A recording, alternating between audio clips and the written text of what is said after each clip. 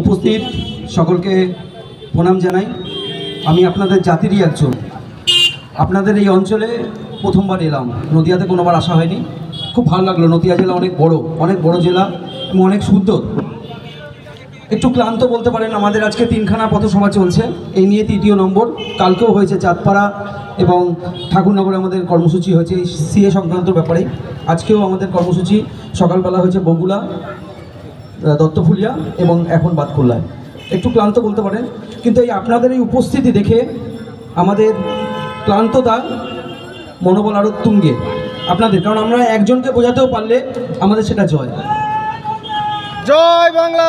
সপ্তাহে একটা দিন ছুটি, আজকের দিন আজকে পরিবারের সাথে কাটাতে পারতাম, কিন্তু আমাদের কাছে মনে হয়েছে এই কথাটা যদি ক্ষুদিরাম বসু যদি ভাবতেন, এই কথাটা যদি নেতাজি সুভাষচন্দ্র বসু ভাবতেন যে আজকে একটা দিন পরিবারের সাথে কাটাই এবং একটু শান্তিতে ঘুমাই, তাহলে কি হতো?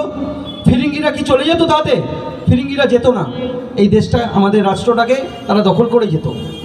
ঠিক তেমনি এই বাংলাকে দখল করার আরেক চক্রান্ত চলছে। এটাই আমরা বোঝাতে এসেছি আজকে আপনাদের কাছে। আপনাদের এই অঞ্চলে এসে খুব ভালো লাগছে যে এই যে সমস্ত দোকানের যে ব্যানারগুলো, যে হোর্ডিংগুলো লেখা রয়েছে প্রত্যেকটা বাংলায়, কি সুন্দর। রাধাকৃষ্ণ ভ্যারাইটি, আদ্দামা গিফট হাউস পড়তে আমার খুব সুবিধা হচ্ছে, কারণ আমার মায়ের ভাষায় লেখা। কিন্তু আমার অঞ্চলে যদি আপনি যান, আমি এসেছি দমদম থেকে, আমার অঞ্চলে যদি যান এই লেখাগুলো বাংলায় পাবেন না। কিছুদিন আগে যদি আপনারা যদি বাংলা পক্ষকে সামাজিক মাধ্যমে দেখে থাকেন, দেখবেন যে আমি নিজেই গেছিলাম আমাদের দমদম পৌরসভায় গিয়ে আমি দাবি জানিয়ে এসেছিলাম যে সেখানকার সকল সাইনবোর্ডে যেন বাংলা ভাষা বাধ্যতামূলক হয়। অন্য রাজ্যে যা হয়ে থাকে আমার রাজ্যে যেন ঠিক তাই হয়, আমি সেটাই চেয়েছিলাম। আমার রাজ্যে যেটা হয় সেটা অন্য কোনো রাজ্যে হয় না। আমার অঞ্চলে শুনতে হয়েছে হিয়াঁ পে বহুত বাঙালি बढ़ गया। ভাবতে পারছেন, বাংলার মাটিতে আমাকে কথা শুনতে হচ্ছে, যে আলোচনা হচ্ছে যে হিয়াঁ পে বাঙালি বহুত बढ़ गया।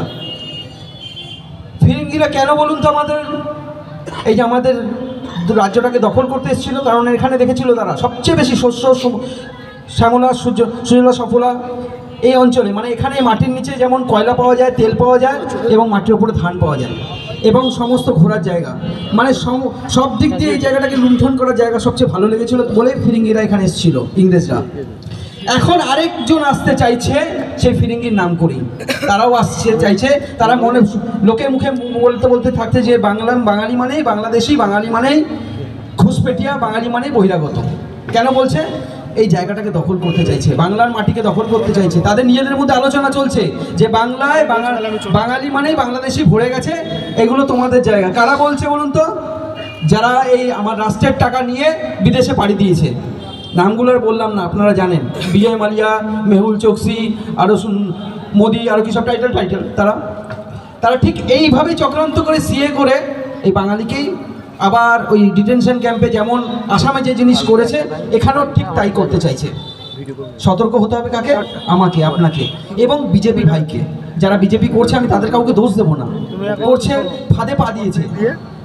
তাদের মধ্যে এখন একটা আর্মি ব্যাপার, আই লাভ আর্মি এরকম একটা ব্যাপার এসছে। আর আমাদের আর্মি ব্যাপার শেখাতে হবে। আমাদের সুভাষচন্দ্র বসুর জাতি আমি ক্ষুদিরাম বসুর জাতি, আমি বিনয় বাদল দীনেশের জাতি, আমাকে বোঝাতে হবে। আমরা গিয়ে ভাবিনি কিংসফোর্ডের গাড়িতে গিয়ে বোম মেরে এসেছি। আমাদের দেখাতে হবে যে আমরা কত বড় ইন্ডিয়ান, এটাকে আমাদের প্রমাণ করতে হবে।